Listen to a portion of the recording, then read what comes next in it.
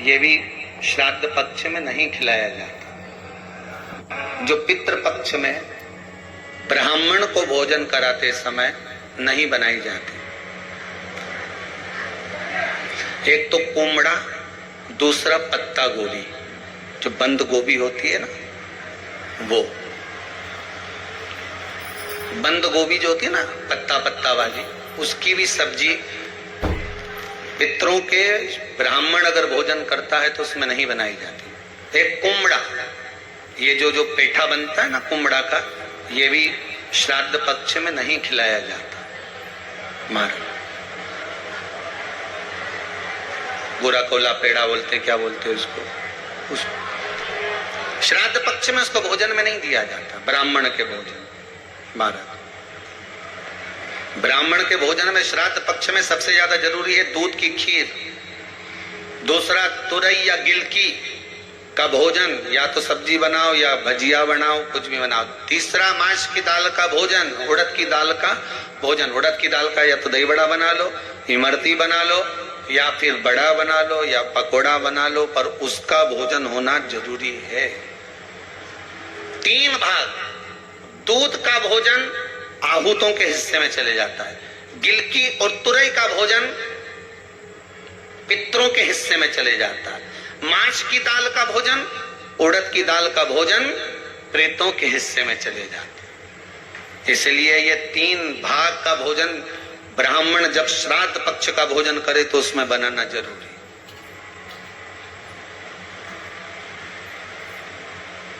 बहुत जरूरी। आपके यहां जब श्राद्ध हो भोजन अवश्य। कई लोग कहते हैं गुरुदेव जब हम गया जी से आ जाएं तो क्या ब्राह्मण भोजन कराना जरूरी है? क्यों नहीं, कराओ, क्यों नहीं करा? क्या गाय की रोटी निकालना जरूरी है? स्वान की रोटी निकालना जरूरी है? कौवे की रोटी निकालना जरूरी है? हम कहते हैं अगर श्राद्ध गया जी का हो गया तो भले कौवे की मत निकालो, पर गाय की, स्वान की, ब्राह्मण जन की भोजन प्रसाद जरूर।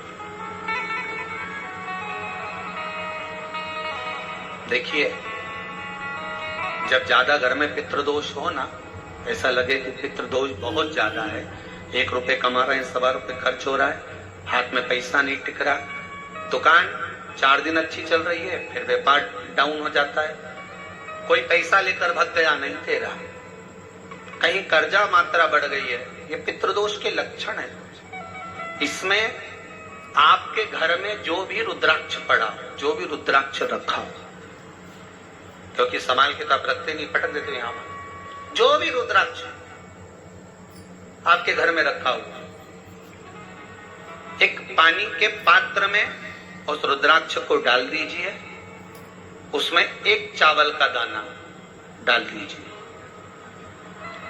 महाराज परिंदा जहां होता है, मटका, हंडा या रसोई घर में आपका जो पानी भरने का स्थान होता है, जिसको आरो वारो क्या क्या लगा के रखते हो, उसी के कहीं पास में उस कलश को रख दीजिए, ऊपर से उसको ढक दीजिए।